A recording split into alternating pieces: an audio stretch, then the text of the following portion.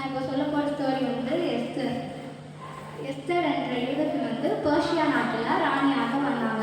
அப்போது வந்து யூதர்கள் எல்லாரும் அழிக்கணும் அப்படின்னு ஒரு தீய திட்டம் இருந்தது. அதை வந்து எஸ்தருடைய வளர்ப்பு தகப்பன் முர்தெகாய் தான் எஸ்தர் கிட்ட வந்து சொல்கிறாங்க, இந்த மாதிரி இந்த விஷயத்தை பற்றி ராஜா கிட்ட போய் பேசணும், இல்லைன்னா நம்ம யூதர்கள் எல்லாருமே அழிச்சிடுவாங்க அப்படின்னு முர்தெகாய் வந்து எஸ்தர் கிட்ட சொன்னாங்க. அந்த காலத்துலலாம் ராஜா கிட்ட பெர்மிஷன் இல்லாமல் யாரெல்லாம் போய் பேசுகிறாங்களோ அவங்க சொல்கிற விஷயம் வந்து ராஜாவுக்கு பிடிக்கலன்னா அவங்க வந்து கொல்லப்படுவாங்க.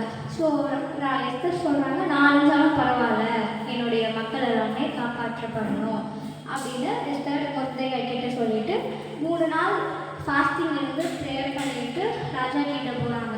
இந்த மாதிரி வந்து யூதர்கள் அழைக்கணும்னு ஒரு தீய திட்டம் வந்திருக்கு, அதை நீங்கள் தான் இது பண்ணணும் சொன்ன உடனே ராஜாவும் அந்த விண்ணப்பத்தை ஏற்று எல்லா யூதர்களும் காப்பாற்றப்பட்டனர்.